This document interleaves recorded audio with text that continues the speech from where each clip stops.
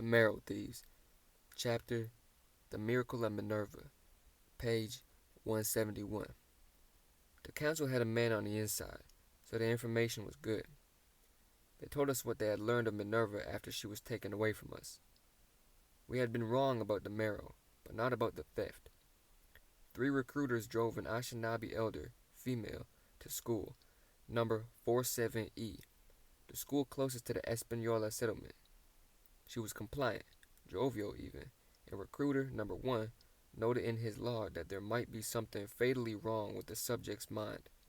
She hummed on the 5-hour drive in and began singing in increasing volume as they processed her, cutting her hair, shaving her skin, scrubbing her body, and preparing her to be hooked up to the conductor. Sensible words, English words, cannot be made out, and she refused to answer any questions, not that that was integral to the process. All they needed was to insert the probes, tether the wires, and begin the drain. Recruiter number 2 left halfway through the preparation. He'd been on the job for over a decade and had never encountered someone so spooky, in his own words, and suffered nervous twitching that spread to his bowels. He rushed to the washroom on the 7th floor, sadly in a removed area of the building and without a local fire escape, sealing his fate in a stall filled with his own anxious stench. Really, the recruiters were just there and added centuries at this point. Being at the delicate cerebral stage, it was time for the headmistress to take over and the cardinals to carry out the procedure.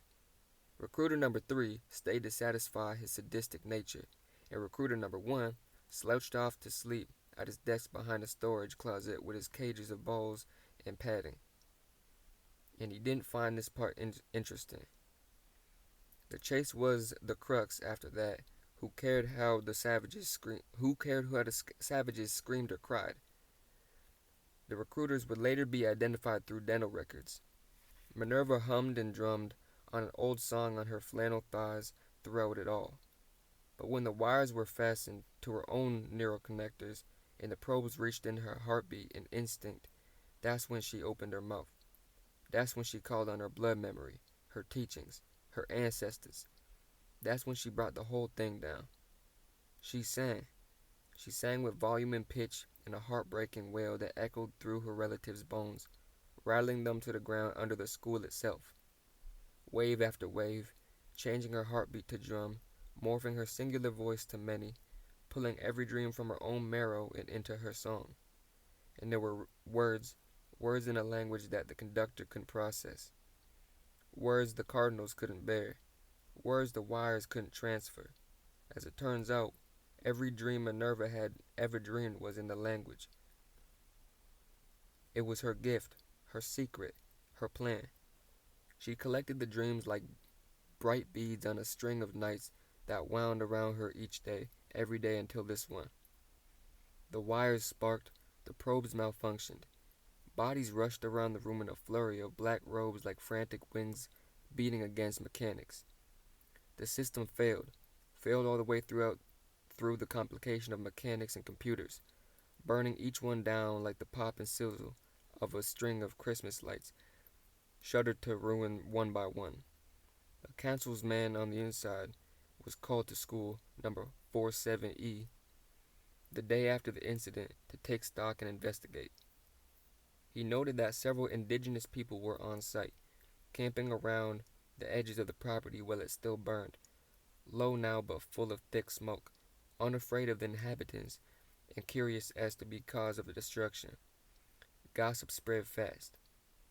The school had been imposing, a fallacy of glass and steel against the dusty expanse of the North Shore clearing, like a middle finger thrown into the sky, built in record time. Now it was nothing more than one story, maybe 2, of jagged edges, melted poles, and broken cement.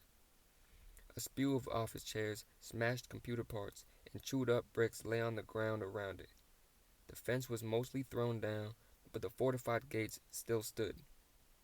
When the council's man exited his black vehicle and walked the remaining path to the gate, strewn with debris from the explosions and subsequent fires and maybe even some looting, The campers moved in closer. Soon the road behind them was dotted with spectators following him to the useless gates holding nothing from a broken system, torn down by the words of a dreaming old lady.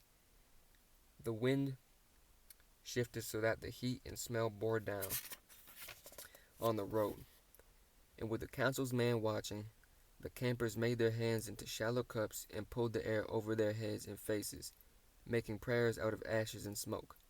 Real old-timey.